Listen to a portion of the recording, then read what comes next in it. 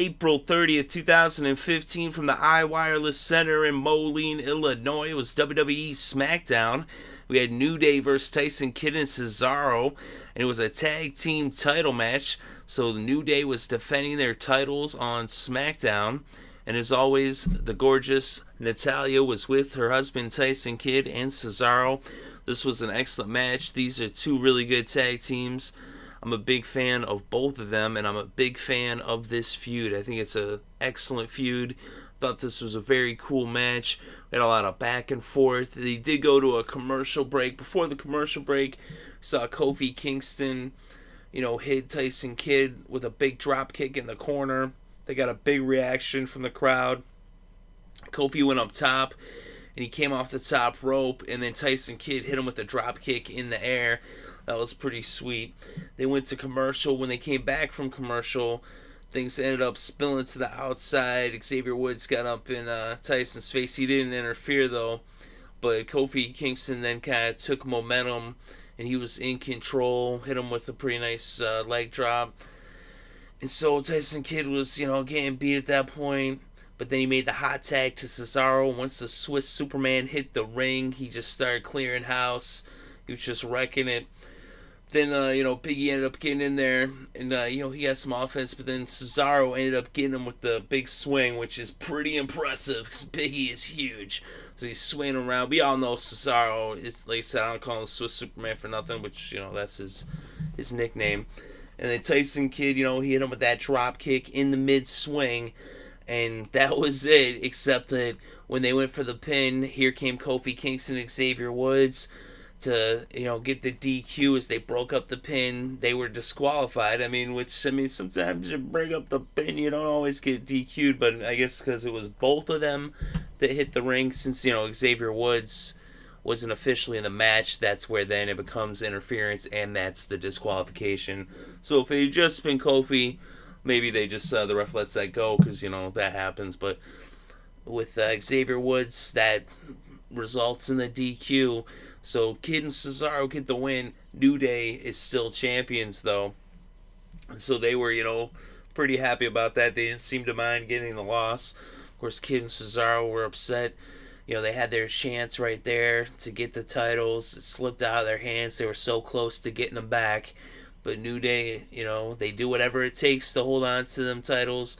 They did whatever it took to get them in the first place. And again, it's Xavier Woods, once again, with the outside interference, is he's starting to be a crucial component in New Day's success. And like I said, I actually like New Day. I know people like to say New Day sucks. Man, they're so over, though, with the crowd. Like, they hate them so much. It's awesome. Like I said, I like New Day. I think they're pretty awesome. I like Kidd and Cesaro more. Like, I'm really big fans of Kidd and Cesaro. I think they are just amazing. I'm so happy that they finally are getting a push, and as a tag team, they're just, one of the best tag teams really in a long time, and I think they've really rejuvenated the tag team division. So is New Day, and we got a lot of other good tag teams. Let's get this, more teams in the mix, get them all, fighting. There's a lot of good tag teams actually right now. It's been a long time coming, but I think Xavier Woods especially is really coming into his own lately. The more he talks, the more I like him. I know that people hate him, and I understand, but he's hilarious. Like Biggie also and Kofi in their role as New Day, they're hilarious. They're so funny. They really work well as the good guys that are bad guys. It's pretty funny. I wonder if eventually that ends up getting over, if they make the turn, but if they'll end up, actually getting over with the crowd as faces. But I think it's pretty smart that they made them go heel. Like I said, I like their work as heels. I think they're good in the ring. And of course, Kidd and Cesaro, their ring work is, top notch. Natalya looking great as ever. And she's really good outside the ring. She's makes really good, faces the way she interacts with the crowd too. She does an excellent job. So does Xavier Woods, as I say. His facial expressions plus the stuff, he be shouting out, it's pretty funny. And it gets the crowd going. It's a fun match to watch when these two teams go at it. A DQ, it's funny, I actually was saying earlier when we had the count out to start the show that I wouldn't mind a DQ, and then here we have a DQ.